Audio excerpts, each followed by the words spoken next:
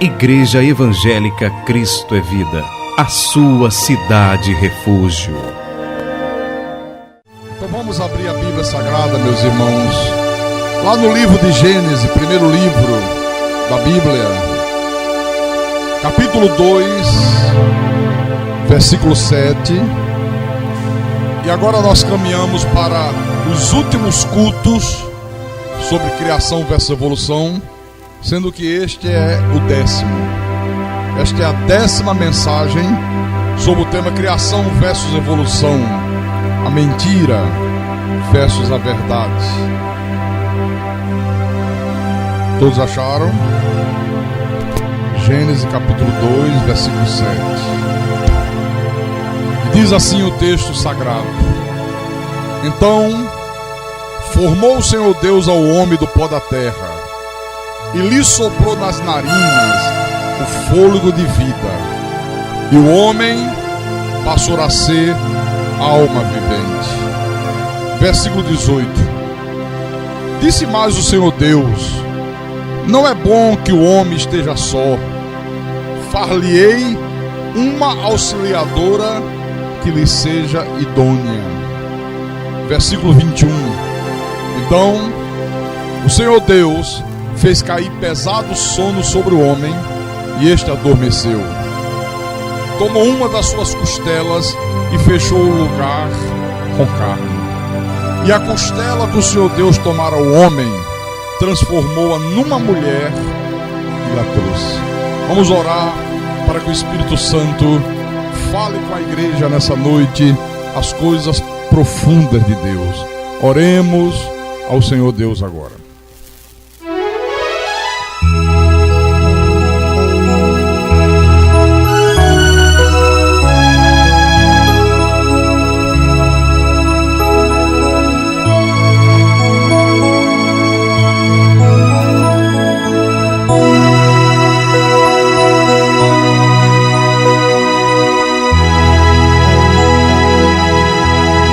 Senhor Jesus Cristo, nosso Deus e nosso Pai, nosso amigo, nosso Redentor que vive, aqui estamos nós reunidos nesse santuário, nesse santo templo, nesse lugar maravilhoso, nesse lugar bom, nesse lugar onde a Tua palavra é pregada com verdade, sem misturas, onde a Tua palavra, Senhor, é proclamada para que o Teu povo a receba como alimento sólido para o seu espírito.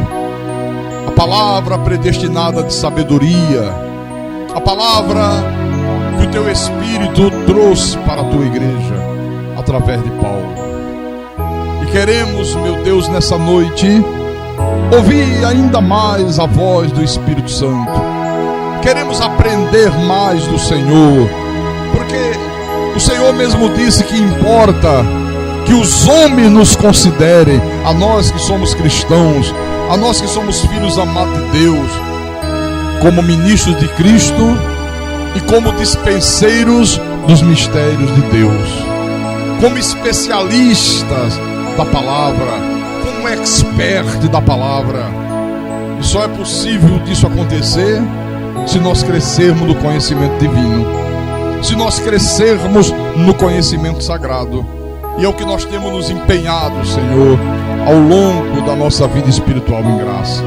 Então fala-nos nessa noite, fala com o Teu povo, fala com as Tuas ovelhas, fala com os Teus pequeninos, os Teus escolhidos. Usa-me, inspira-me, capacita-me, para que eu possa proclamar a Tua palavra. Usa-me como instrumento da Tua santa vontade, Senhor Deus, porque a minha suficiência, ela vem de Ti, ela vem do Senhor, o Deus eterno, o Deus bendito, o Deus todo-poderoso. E que tudo que for proclamado desse altar seja para o crescimento, Senhor, da Tua igreja, e também para a Tua honra e para a Tua glória, em nome de Jesus, em nome do Senhor. E que todos aqueles que creem digam amém e amém. Diga graças a Deus. Meus irmãos amados, minhas irmãs em Cristo, Paulo disse assim: importa que os homens, a sociedade lá fora, nos considerem como ministros de Cristo e como dispenseiro dos mistérios de Deus.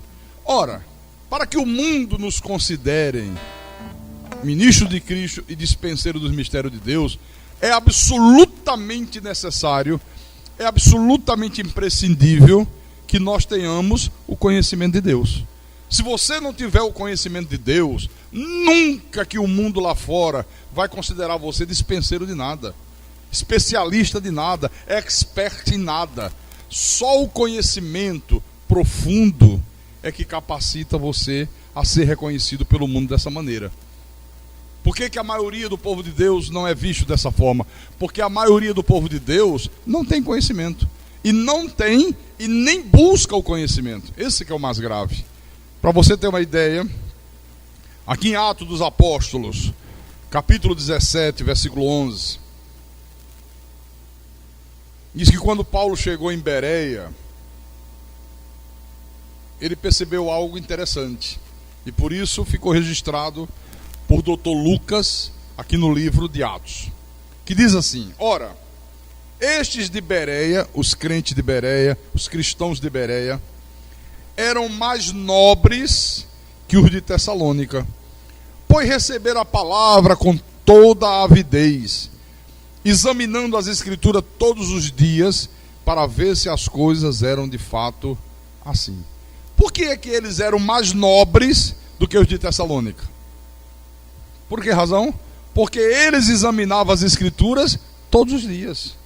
Olha, é dever, é obrigação de todo filho de Deus examinar as escrituras todos os dias. Não se limite a ler a tua Bíblia apenas na hora do culto, quando o pastor fala um versículo. Leia a tua Bíblia em casa, medite, estude, ouça as palavras, ouça as mensagens, vá para a Bíblia, confira, examine, procure discernir aquilo que Deus está falando, para que você se torne um especialista, um dispenseiro dos mistérios sagrados.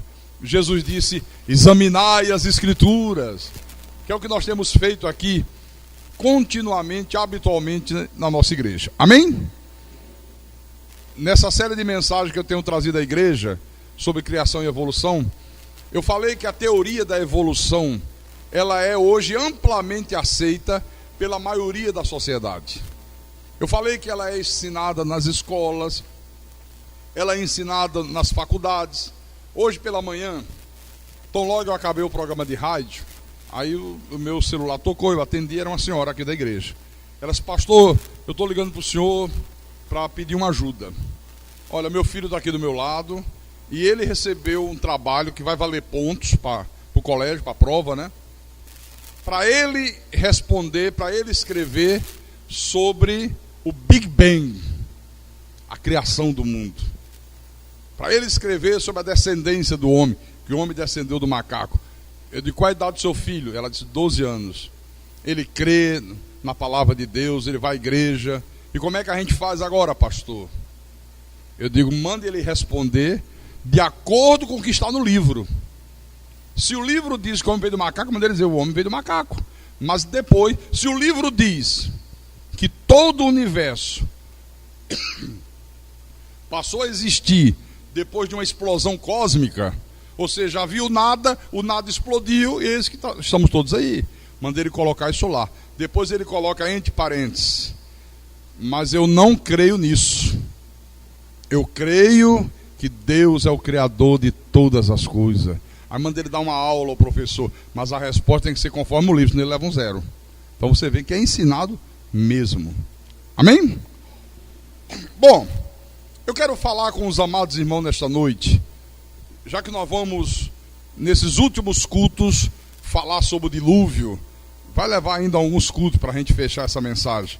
Eu quero falar hoje sobre o mundo antes do dilúvio, o mundo pré-diluviano. Como é que era o homem antes do dilúvio? Porque os evolucionistas, meus irmãos, eles falam muito do homem da caverna, eles falam muito do homem da idade da pedra. É isso que está escrito no livro de história.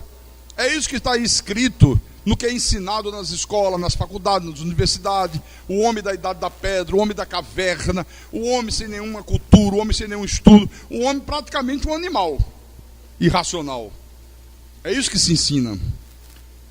Então, em primeiro lugar, nós vemos aqui na Bíblia, nesse texto que nós abrimos a mensagem, que Deus criou Adão, e do material genético de Adão, Deus criou Eva. Então veja, Adão e Eva, eles partilhavam do mesmo material genético, e um material genético absolutamente perfeito. Por quê? Porque Deus havia acabado de criá-los. Deus havia acabado de criar os dois.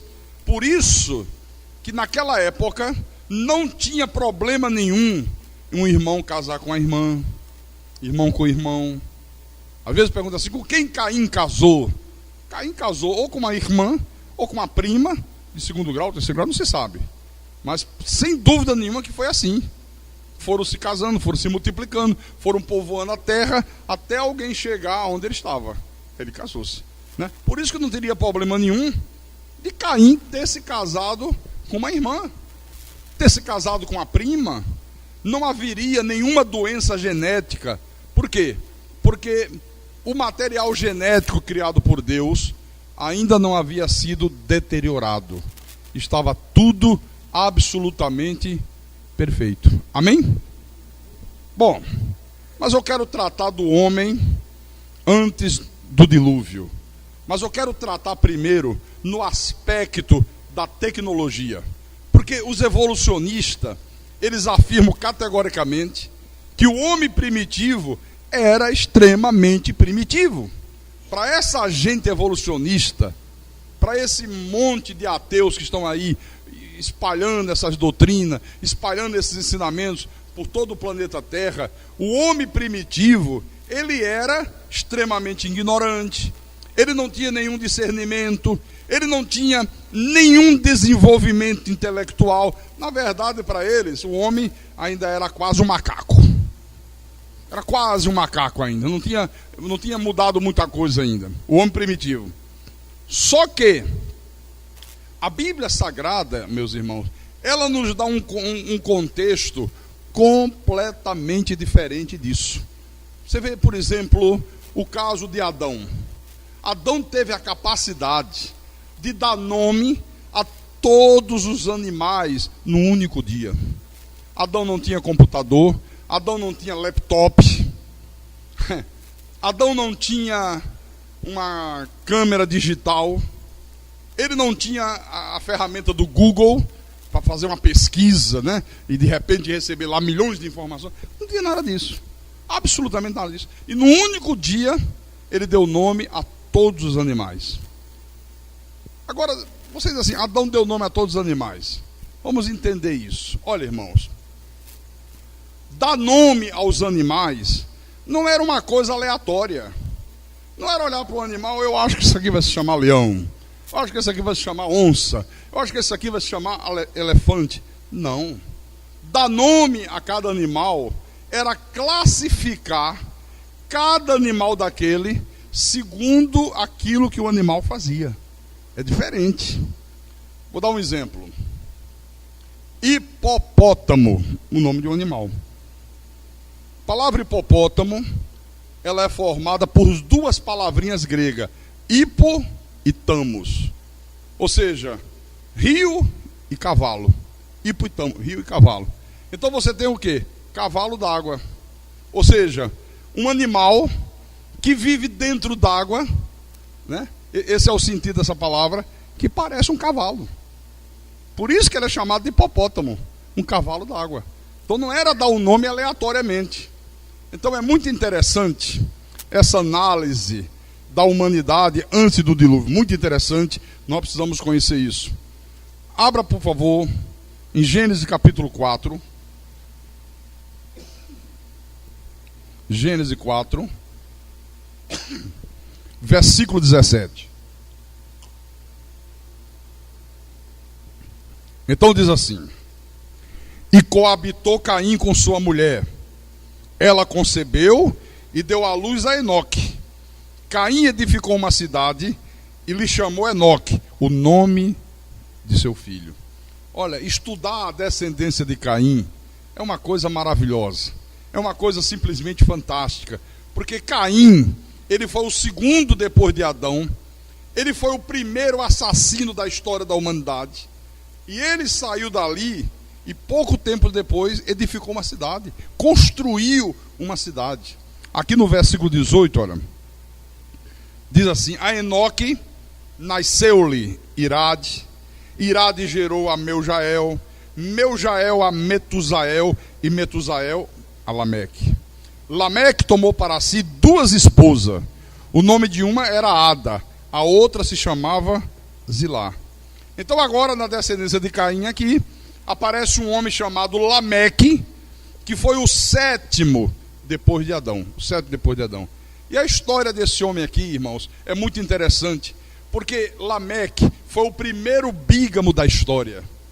Ele teve 2 esposas, esse sujeitinho aqui, ó. E outra coisa, a exemplo de Caim, ele também foi assassino, era um homem violentíssimo. Basta você virar a página, que no versículo 23, você vai ver que diz isso. Estamos lendo Gênesis capítulo 4, agora versículo 23. E disse Lameque às suas esposas, Ada e Zilá, ouvimos, tinha 2 mulheres. Primeiro bígamo da história. Vós, mulheres de Lameque, escutai o que passo a dizer-vos. Matei um homem, porque ele me feriu, e um rapaz, porque me pisou. Pensa na violência desse homem.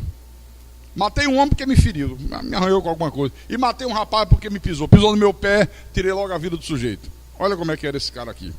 Agora leia do versículo 20 ao 22. Versículo 20 a 22 agora. Ada deu à luz a Jabal. Este foi o pai dos que habitam em tendas e possuem gado. O nome de seu irmão era Jubal. Este foi o pai de todos os que tocam harpa e flauta. Versículo 22. Zilá, por sua vez, deu à luz a Tubal-Caim, artífice de todo instrumento cortante, de bronze e de ferro. A irmã de Tubal-Caim foi Naamá. Então, olha só. Aqui nós vemos que os filhos de Lameque foram esses 3 aqui, ó. Jabal, Jubal e Tubal-Caim. Irmãos, 3 gêniozinhos daquela época. Estou falando 3 gênios. Veja que esse Jabal aqui era criador de gado. O homem já criava gado. Jubal era músico. Agora dá para você imaginar, naquele tempo, o sujeito ter a capacidade, o sujeito ter a inteligência de criar instrumentos musicais? Raciocina aqui. Para você ter uma ideia dessa dificuldade. Não vamos falar de fazer um teclado. Está com defeito esse bicho, é? Por isso estava a maior dificuldade de dar o tom ali, é? Meu Deus do céu. Está com defeito não presta mais, né? Acho que o problema dele é de junta, né? Vamos providenciar, juntar e jogar fora. E comprar um novo. Não estou falando de fabricar um teclado desse. Não estou falando de uma bateria eletrônica como essa. Não. Você já viu essas flautas doces? Que vende às vezes aí na feira, nas praças, feita de bambu. Pega um bambu, corta um pedacinho daquele e tenta devagarzinho fazendo a flautinha. Tenta colocar os furinhos no lugar certo, até você conseguir fazer sair uma melodia daquela flauta. Uma música melodiosa. Tenta fazer isso aí. Você vai ver a dificuldade que é. Gente, nessa época, o cara já fazia instrumentos musicais. O versículo 22 aqui diz que Tubal-Caim era artífice de todos os instrumentos cortantes de ferro e de bronze. Ele fabricava instrumentos cortantes, faca, machado, foice, espada, tudo isso aí. Todo instrumento cortante. Bom, e o que tem isso aí de genial, pastor? À primeira vista, parece que não tem nada, né? O problema aqui é que para você extrair o ferro o minério, você precisa de uma temperaturazinha pequenininha de 1650 graus. E naquela época, como é que se conseguia uma temperatura dessa, hein? Para extrair o ferro, para a partir daí você usar o ferro e fazer os instrumentos cortantes de ferro. Mas ele diz também que eram instrumentos cortantes de ferro e de bronze. Outro problema. Segundo problema é o bronze. Porque o bronze é uma liga que é feita na proporção de 90% de cobre e 10% de zinco. Mas tem que ser exatamente assim: 90% de cobre, 10% de zinco. Se não estiver na proporção correta, olha, o instrumento não corta. Fica cego, simplesmente cego. Você sabe disso, sabe, Éricles? Tem que ser exatamente nessa proporção o bronze. Porque não dá isso, exatamente. Fica cego, não corta. A faca não corta, a espada não corta, nada corta. Agora imagine, Igreja de Jesus Cristo, o grau de metalurgia desse povo primitivo, desse povo antediluviano. Enquanto os evolucionistas ficam aí falando do homem da caverna, do homem da idade da pedra, a Bíblia nos fala do povo da metalurgia e da siderurgia. Naquela época, naquele tempo, completamente diferente do que eles falam aí e ensinam nas escolas de faculdade. Olha, meus irmãos, e isso tem evidência científica, viu? Isso tem evidência científica. Agora vamos aqui em Gênesis capítulo 5, versículo 5. Quantos de nós já creu que a coisa era realmente assim, hein? O homem da caverna, o homem que veio do macaco, andava meio encurvado, foi se endireitando, né? Foi perdendo os pelos, bruto, estúpido, não sabia de nada, descobrindo o fogo, depois descobrindo a roda, e oh, quanta bobagem. Olha como é importante conhecer a palavra, viu? Aí você pergunta: pastor Carlos, me diga uma coisa, pastor. Qual era a estimativa, que estimativa se tem da população que habitava o planeta Terra no tempo de Noé? Irmãos, aproximadamente 2 milhões de pessoas. Era o número de pessoas que habitavam o planeta.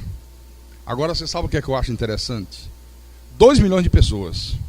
Imagine um único homem, Noé, desafiando toda essa gente, pregando a palavra, proclamando a 2 milhões de pessoas, somente ele proclamando a verdade de Deus. Dá para você ter ideia da imensa oposição que esse homem enfrentou? Dá para você imaginar 2 milhões de pessoas e só você pregando? E a turma reagindo, e a turma se opondo, e a turma criticando, e a turma zombando. Olha como esse homem aqui enfrentou oposição. Isso é só uma dicasinha para você ter uma ideia.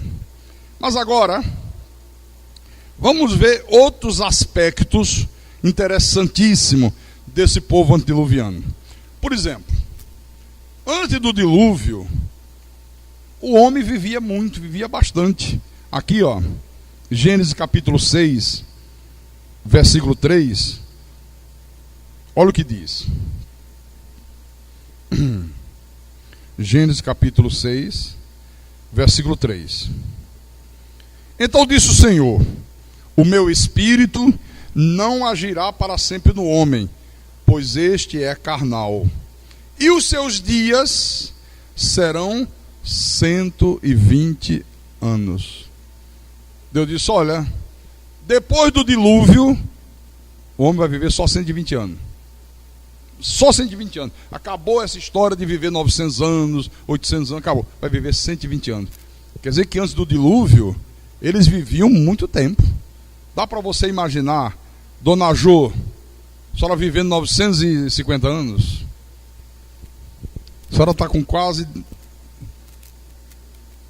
80, né? Quer dizer, olha só, se a senhora fosse viver 800, a senhora seria uma recém-nascida. Olha, cuidado com a menininha ali, que ela acabou de nascer, tem só 80, né? Irmão Zé Maria Teria que tomar mamadeira, chupetinho, porque era um bebê, né? Aqui, ó. Outra coisa, o povo pré-diluviano, antes do dilúvio, eles tinham uma estatura muito grande. Era comum terem uma altura enorme. Eles eram muito altos. Veja aqui em Gênesis capítulo 6, versículo 4. Ora, naquele tempo havia gigantes na terra. E também depois, quando os filhos de Deus possuíram as filhas dos homens, a quais lhes deram filhos. Estes foram valentes, varões de renome na antiguidade.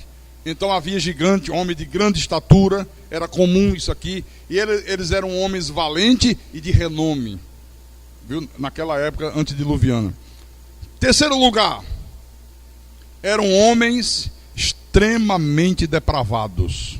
Leia o versículo 5. Viu o Senhor que a maldade do homem se havia multiplicado na terra, e que era continuamente mal todo desígnio do seu coração. Os homens eram extremamente maus, extremamente depravados. Era extremamente mal todo desígnio do coração do homem. Quarto lugar, o homem pré-diluviano, ele era violento e ele era também corrupto. Leia, por favor, o versículo 11. Do 11 ao 13, vamos ler. Diz assim: a terra estava corrompida à vista de Deus e cheia de violência. Viu Deus a terra, e eis que estava corrompida, porque todo ser vivente havia corrompido o seu caminho na terra. Então disse Deus a Noé: resolvi dar cabo de toda a carne, porque a terra está cheia da violência dos homens. Eis que os farei perecer juntamente com a terra. Então, extremamente violentos, extremamente corruptos, viu? Em quinto lugar, o povo de antes do dilúvio era um povo vegetariano. Não se consumia carne. Pastor, calma. Adianta um pouquinho o capítulo 9 de Gênesis. Gênesis capítulo 9, versículo 3. Aqui já é depois do dilúvio, viu? Já tinha acontecido o dilúvio. Aí Deus diz assim a Noé: tudo que se move e vive, ser-vos-á para alimento, como vos dei a erva verde antes do dilúvio. Como antes do dilúvio vocês se alimentavam só das ervas, só do vegetal, agora vocês vão se alimentar também de tudo que se move e vive. Como vos dei a erva verde, tudo vos dou agora. Quer dizer, além de tudo isso, eles eram extremamente inteligentes, né? Nós já vimos aqui siderurgia, metalurgia, fabricação de instrumentos musicais, né? Cuidar da pecuária, do gado. Agora, só por curiosidade, abra no capítulo 1 de Gênesis, já que eu falei aí que era vegetariano, né? Depois é que passou a comer carne. Gênesis capítulo 1, versículo 29. Gênesis capítulo 1, versículo 29. Ok? E disse Deus: eis que vos tenho dado todas as ervas que dão semente e se acham na superfície de toda a terra, e todas as árvores em que há fruto que dê semente. Isso vos será para mantimento.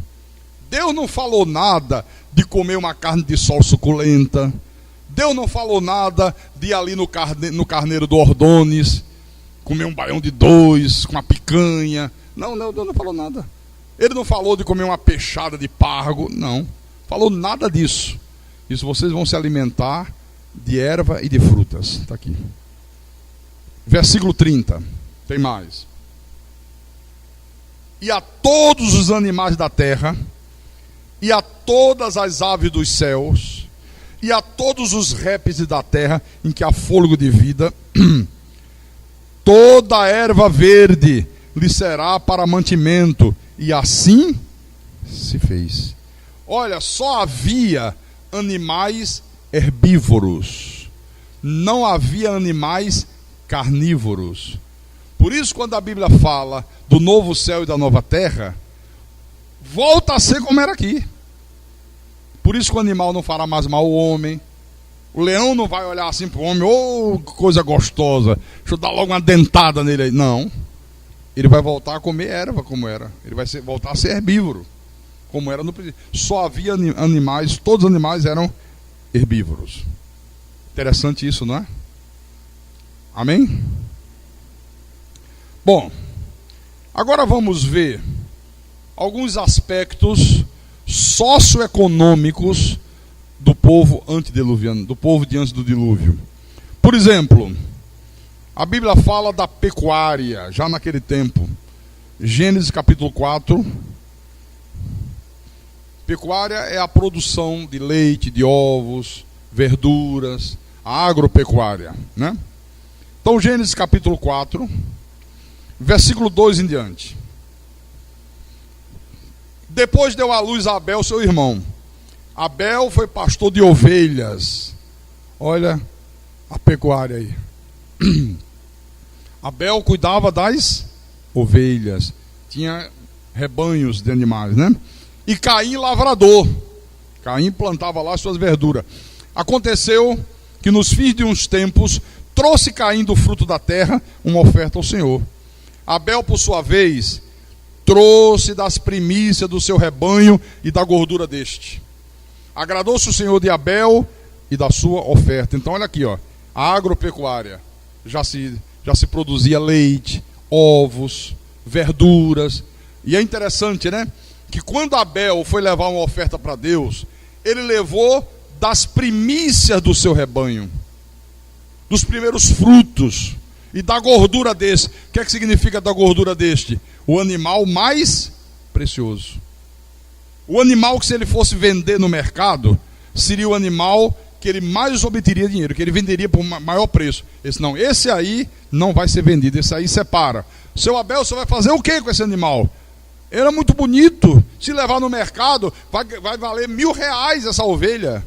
Esse eu sei. E o Senhor mandou separar para quê? Para eu ofertar o meu Deus. Hoje tem muita gente que faz o contrário, né?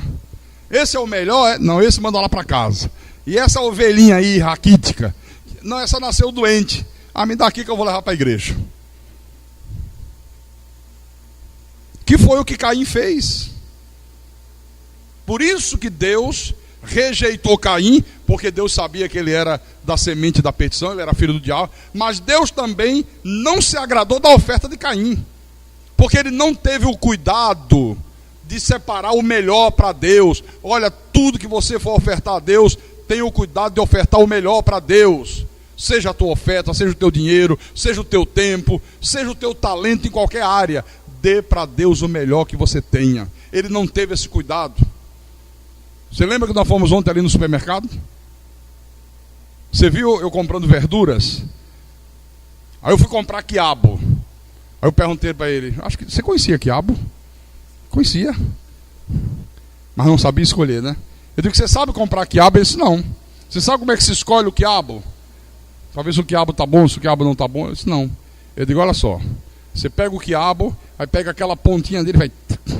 Se quebrar numa boa, o quiabo está verdinho. Se você entortar aquela pontinha fina dele e ele envergar e não quebrar, o quiabo está murcho. Você não leva. E demorou para achar quiabo bom, né? A maioria já estava tudo, já passou uma porção de gente ali que já experimentou e foi deixando. Aí eu fui cavucando lá por baixo até que... Você vai comprar uma batata inglesa, você pega a batata, você examina toda. Você não vai botando de qualquer jeito. Você não aceita que o moço lá do mercantil coloque para você no saco plástico e pese. Você quer você escolher. Você vai escolher a tomate, né? A gente vai, pega... Não, essa não. Ah, essa aqui está perfeita, legal. Não é assim que a gente faz? É ou não é? Caim pegou qualquer coisa. Pegou quiabo murcho, tomate já passada, batata inglesa com aquela coisa preta que vai se entranhando nela, que nem saber, viu? E tem muita gente que continua fazendo a mesma coisa quando oferta a Deus. Olha, Deus só recebe a nossa oferta quando a nossa oferta expressa o melhor que nós temos. Se não expressar o melhor, o pastor recebe, porque o pastor não é Deus. Eu não sei se você está trazendo o melhor ou não. Para mim você está trazendo o melhor, mas Deus sabe. Eu posso estar recebendo a tua oferta e Deus fazendo, não recebo. Não me agradei dessa oferta, isso é um insulto para mim. Então, desculpe fazer esse apêndice aqui para falar sobre isso. Mas, outro aspecto socioeconômico, que nós falamos, a mineração e a siderurgia. Gênesis capítulo 4, vimos ainda há pouco, né? Versículo 22. Zilá, por sua vez, deu à luz a Tubal-Caim, artífice de todo instrumento cortante de bronze e de ferro. Nós acabamos de ver agora. Esse é outro aspecto socioeconômico da época. O entretenimento. Olha, havia lazer. A turma já tinha preocupação com o entretenimento. A vida não pode ser só trabalho, trabalho, trabalho, trabalho. Não, tem que ter um momento de lazer. Você tem que ter o teu momento de descanso. Você tem que ter o teu momento de ir a uma praia, de ir assistir um bom jogo de futebol, de assistir um show de um bom artista, por exemplo, Roberto Carlos. A turma mais jovem fala assim, é porque essa turma jovem não sabe o que é coisa boa, né? Não sabe o que é coisa boa. Se eles soubessem, mas é uma lástima, né? Agora fala aí do bebeu, caiu e levantou. Ah, legal. Tristeza, né, irmã Zé Maria? Lamentável, né? Versículo 21. O nome de seu irmão era Jubal. Este foi o pai de todos que tocam harpa e flauta. Para que eles faziam harpa e flauta? Visando o entretenimento, visando o lazer. Tinha que ter música para ouvir, para dançar, para se divertir. Então já havia entretenimento. Riquezas. Gênesis capítulo 2, versículo 12. Gênesis capítulo 2, versículo 2. Olha o jardim do Éden. Deus falou assim: o ouro dessa terra é bom. Ah, havia ouro. Já havia riqueza. Viu? Já havia valores. O ouro dessa terra é bom. Também se encontra lá o bidélio e a pedra de ônix. Outro aspecto, urbanização. O que é urbanização, pastor? É o povo vivendo de uma forma estruturada, né? Isso chama-se urbanização. Naquela época já tinha. Olha aí, nós vimos agora. Gênesis capítulo 4, versículo 17. E coabitou Caim com sua mulher. Ela concebeu e deu à luz a Enoque. Caim edificou uma favela. Não. Favela não tem urbanização. Favela é uma esculhambação, né? Uma das coisas mais tristes que tem no nosso país, por exemplo. Não. Ele edificou uma cidade. Uma coisa bem planejada, bem construída. Claro que não era cidade como a que nós temos hoje desse porte, mas era uma cidade bem construída. Outro aspecto socioeconômico desse povo aqui. Eles já tinham grandes projetos de engenharia.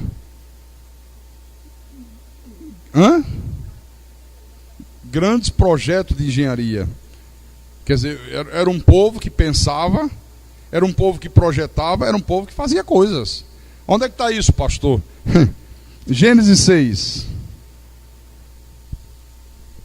Versículo 14. Deus falou para Noé: faz uma arca de tábuas de cipreste, e nela farás compartimento e a calafetarás com betume por dentro e por fora. No versículo 22 você vê que diz assim: assim fez Noé, consoante a tudo que Deus lhe ordenara. Nós vamos falar mais adiante sobre essa coisinha do que é construir uma arca. Construir um navio naquela época. Você sabe o que Noé era? Noé era o quê? Fazendeiro. Já imaginou Deus chegar para um fazendeiro e dizer: faz um navio, constrói um navio. Senhor, peraí, calma. Calma, Senhor. Eu só sei cuidar do gado, das ovelhas. Meu negócio é plantar uma sementinha aqui, uma sementinha depois colher. O Senhor está mandando eu construir um navio. O que é navio? O que é navio? O que é arca? Olha, eu vou te dar as dimensões e fazer um negocinho aí que vai flutuar na água, tá, Noé? Agora faz bem feito. Como é que o cara construiu uma arca? Sem ter noção de engenharia, sem ter noção do momento tensor, dos materiais. Olha, uma coisa complicadíssima. Mas ele fez. Irmão Rodrigues Júnior, dá para o irmão amanhã fazer uma parede? Não, pastor, meu negócio é metalurgia. Mas Deus está mandando tu fazer parede, cara. Faz ali, vê, se informa como é que é e dá um jeito. Mais ou menos assim, né? Tinha nada a ver com a área do cara, mas ele foi lá e fez. Obedeceu a Deus. Olha, meus irmãos, isso aqui é apenas um pouquinho de todo o contexto que nós temos. Isso aqui é apenas para você se situar dentro da vida de Noé. Isso aqui é apenas para você ver quem era Noé, quem eram as pessoas do mundo em que Noé vivia naquele tempo. Quem eram as pessoas? Isso aqui é apenas uma pequena amostra, viu? Só para você ter uma ideia, assim, vamos passando de tudo isso aqui. Outra coisa, naquele tempo só havia um continente, que se chama normalmente a Pangeia. Um só continente. Hoje nós temos vários continentes, né? Naquela época era um continente só. Vou explicar. Gênesis capítulo 1. Gênesis 1. Versículo 9 e 10.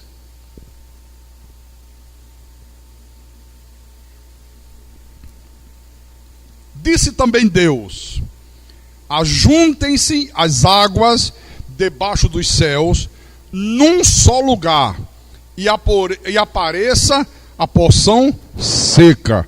E assim se fez. A porção seca chamou Deus terra, e ao ajuntamento das águas, mares. E viu Deus que isso era bom. Olha, Deus mandou aparecer o quê? A porção seca da terra. Era uma única porção, um único continente. Pastor, e por que hoje existe vários continentes? Várias porções secas. Como é que aconteceu isso aí? Nós vamos ver nos próximos cultos. Vamos até ver se a gente projeta aqui alguma coisa, um filmezinho, para ver a você como se formaram os continentes depois do dilúvio, ou durante o dilúvio. Que antes do dilúvio era um continente só. Água para um lado, terra para o outro, acabou a história. Não tinha vários continentes, não. Esses continentes que nós temos hoje, foi tudo feito pela consequência do dilúvio. Eu vou mostrar umas coisas aqui que você vai ficar encantado, você vai ficar maravilhado com isso aqui. Outra coisa, no capítulo 2 aqui de Gênesis, a Bíblia nos fala que havia uma vida vegetal abundante. Gênesis capítulo 2, versículo 8 e 9. E plantou o Senhor Deus um jardim no Éden, na direção do Oriente, e pôs nele o homem que havia formado. Do solo fez o Senhor Deus brotar toda sorte de árvores agradáveis à vista e boas para alimento. E também a árvore da vida no meio do jardim, e a árvore do conhecimento do bem e do mal. Toda sorte de árvores.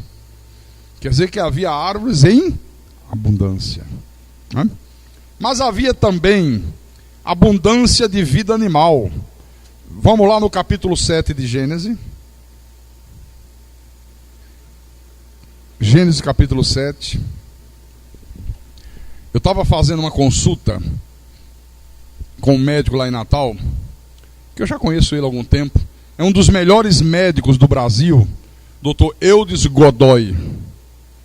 E ele me convidou para ficar numa palestra que ele ia dar.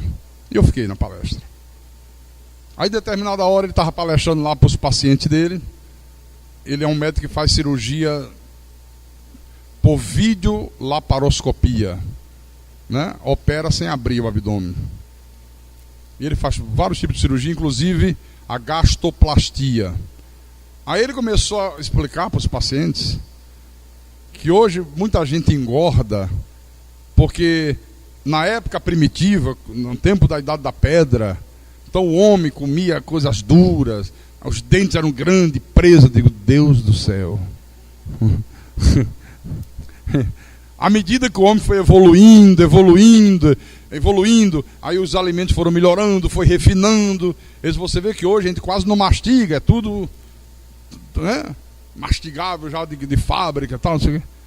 Aí quando acabou, eu fui ao consultório dele e digo, doutor, espera aí, o senhor vai me dar um tempinho. Aí dei uma aula sobre criação. Poxa, nunca vi ninguém falar essas coisas que você falou para mim. Eu digo, pois é, vou te trazer uns CDs e depois vou te dar um DVD de presente sobre criação e evolução. Viu? É assim que tem que ser, irmão. Viu? Você falar e a pessoa... Nunca ouvi isso. Nunca ouvi ninguém falar sobre isso. Né? Então havia vida animal em abundância, não é isso? Gênesis 7,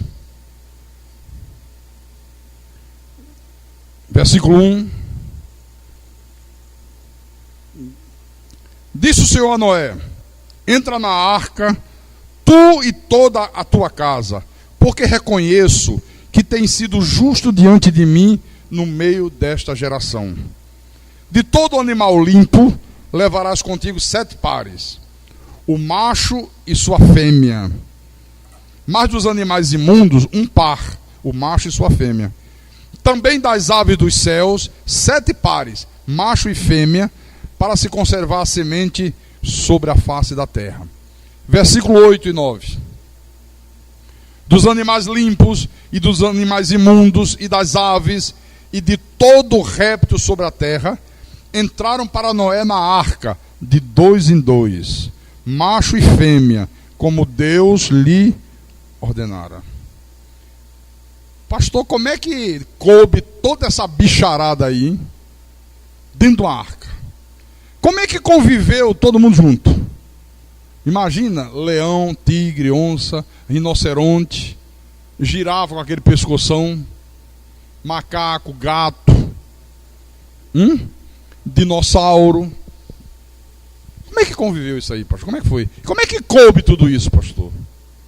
É impressionante. Como é que cabia naquela arca tudo isso? Calma.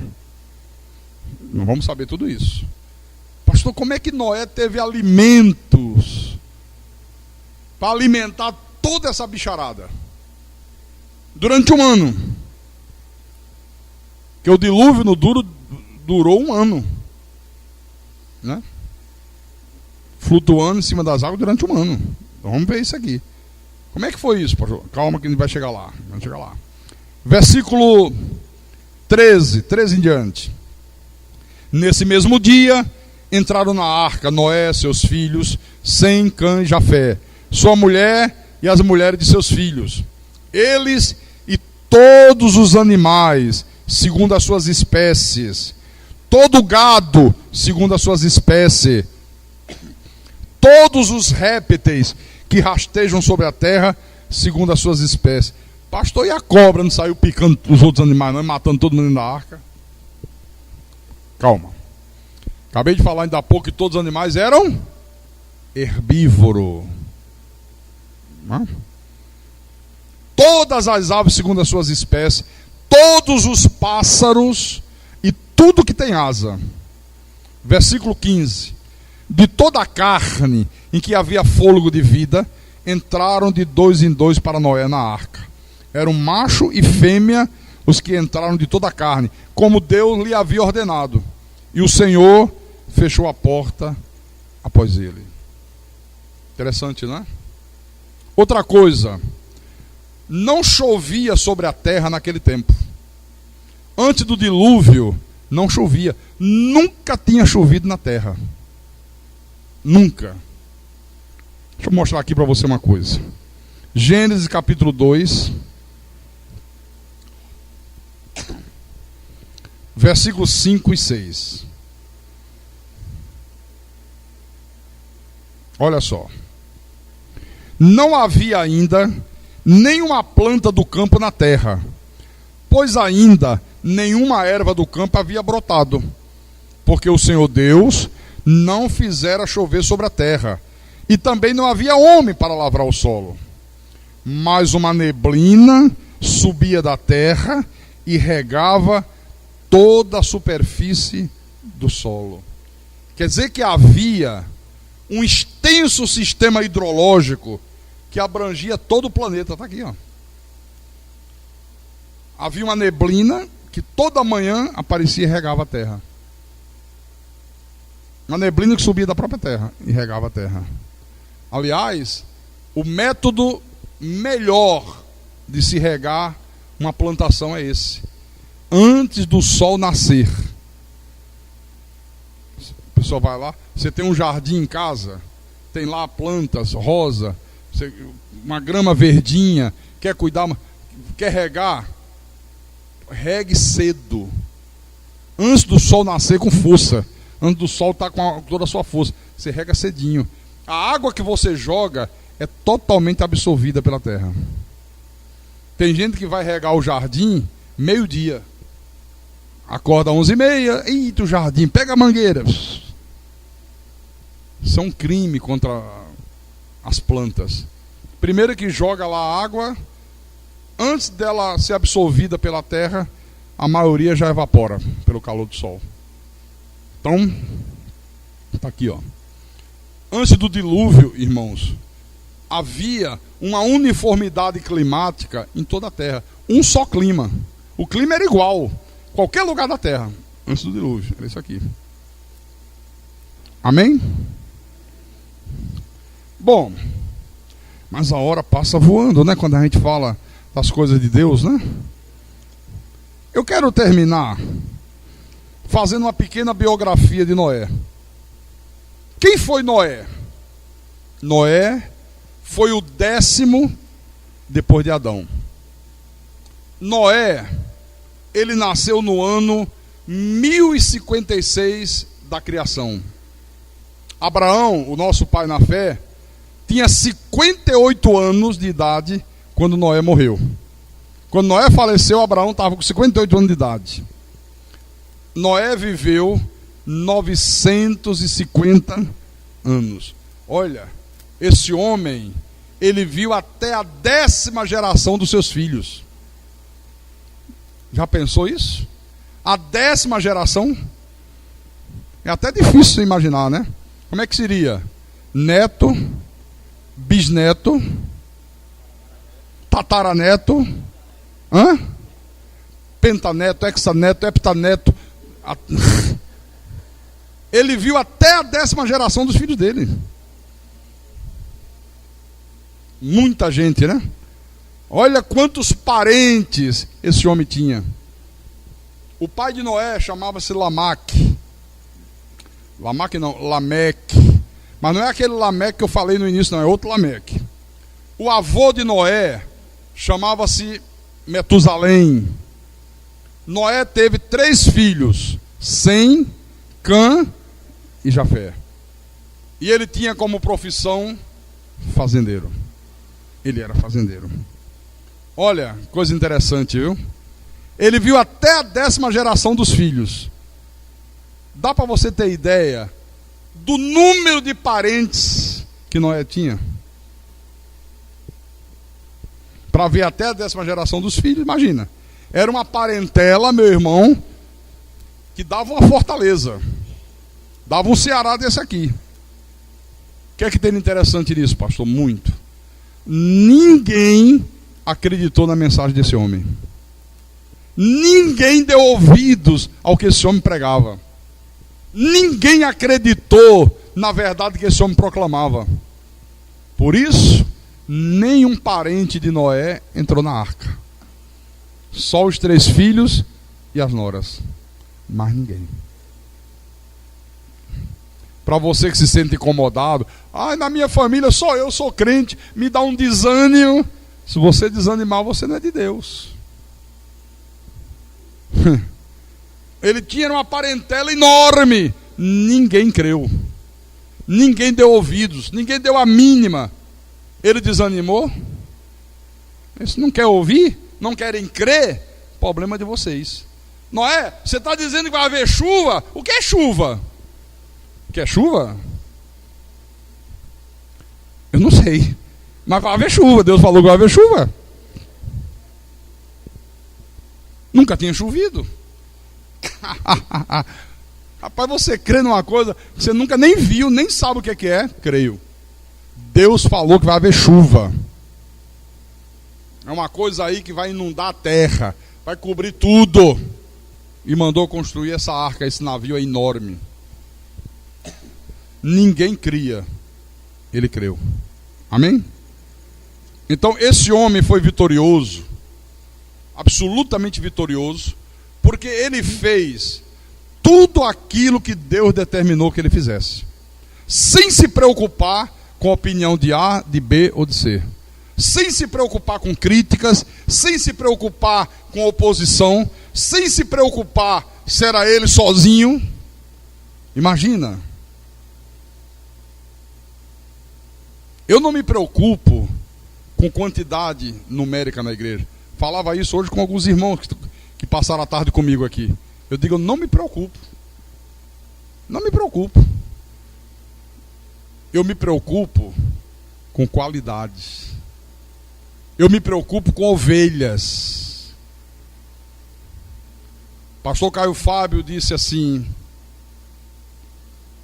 as pessoas pensam que igreja é um prédio cheio de povo. Não. Igreja é um povo cheio de Deus. Isso é que é igreja. Que a gente vê as pessoas aí obcecadas por número, né? Dá muita gente, a igreja lota. Eu quero saber se dá muita gente, se dá pouca gente. Eu quero saber se aqueles que Deus traz aqui são ovelhas dele. Se creem, se apresentam frutos de um novo nascimento. Se são pessoas que, a exemplo desse homem aqui, faz aquilo que Deus determina que elas façam. Se são obedientes, se submetem a Deus, se rendem a Deus, se buscam o reino de Deus em primeiro lugar. É isso que me interessa. De que adianta ter um templo hiperlotado com pessoas que não dão a mínima para Deus? A mínima para Deus. Não interessa. E eu pergunto, e você? Você tem feito aquilo que Deus determina que você faça? Pastor, tenho, né? Tem? Tem mesmo? Maridos, ama a tua esposa como Jesus amou a igreja. Você tem amado a tua mulher como Jesus amou a igreja? Você tem sido um bom marido? Você ama realmente a tua mulher? Você reconhece a tua mulher como a tua auxiliadora, como a mulher que Deus escolheu para fazer você feliz? Não, pastor, eu tinha uma ideia que mulher era uma empregada de luxo, né? Sabe como é que é? O homem precisa de alguém para lavar cueca, lavar as meia, preparar uma comidinha. Não, mulher não é para isso, não. Mulher não é empregada de luxo, não. Ela pode até fazer essas coisas. Mas se você ama a tua mulher e você tem condições, paga alguém para trabalhar na tua casa. Poupa a tua mulher. Viu? Porque tem homem que faz da mulher um burro de carga. Se mulher fosse ganhar um salário, olha, dona de casa tem que ser um big salário. Viu? Porque o que mulher trabalha, meu irmão, não é fácil. Viu? Cozinheira, arrumadeira, babá, costureira, passadeira, professora, psicóloga, enfermeira, e etc, etc, etc, etc. Né? Mulheres, sede submissas aos vossos maridos, como ao Senhor. É isso que Deus determinou para você. Você faz isso, mulher? Você, olha, faz uma arca. Perfeitamente. As dimensões são tantas, nós vamos ver aqui. Noé não disse, Senhor, peraí. Você não está exagerando um pouco, não? Tem que ser, Deus, 300 côvados, é muito grande. 300, Noé. Não, eu vou fazer com 100. Eu acho que com 100 tá bom. 300 é exagero. Sabe aquela pessoa? Esse negócio de vir toda quarta-feira é exagero. Eu venho uma quarta sim, uma quarta não, tal. Domingo de manhã, domingo à noite. Paciência, pastor. Não fica perturbando a nossa cabeça. Só domingo de manhã já tá bom. Para que domingo à noite? Não, só domingo à noite já satisfaz. Para que vir domingo de manhã? Aí depois abre a boca e diz, não, eu estou fazendo tudo que Deus mandou fazer. Não. Esse é o exemplo. Ó. Foi vitorioso porque ele fez tudo que Deus determinou que ele fizesse.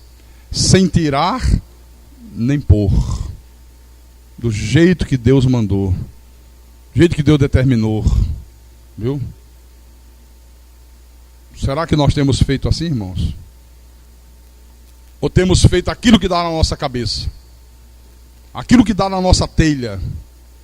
Às vezes Deus fala através do pastor, a pessoa ouve, entra por aqui e sai por acolá. Parece que não é Deus falando, parece que é o pastor falando. Parece que não está na Bíblia. Ela quer ser Deus para si mesma. Por isso não é de estranhar pessoas derrotadas na vida, pessoas que não vencem as suas lutas, não derrotam os seus inimigos, pessoas que não alcançam os seus sonhos, não veem os seus sonhos se realizando, não veem os seus projetos de vida se concretizando, porque são pessoas que não fazem aquilo que Deus determinou para elas fazerem. Elas fazem o que elas querem fazer, aquilo que interessa a elas fazerem, aquilo que é conveniente para elas fazerem. Que a gente medite nisso aqui. Que nós possamos meditar profundamente. Eu estou fazendo aquilo que Deus determina na Bíblia que eu faça? Eu estou sendo uma pessoa íntegra, não sou fofoqueiro, não quero saber de fofoca. Ou eu adoro fofoca. Fico procurando um e outro para fofocar. Ligo para casa de um, ligo para casa de outro, vou cochicha aqui, cochicha lá, falo da vida de fulano, falo da vida de Beltrano. Não, a pessoa de Deus não pode ser fofoqueira. Deus determina que nós temos que sermos pessoas misericordiosas. Você tem sido misericordioso?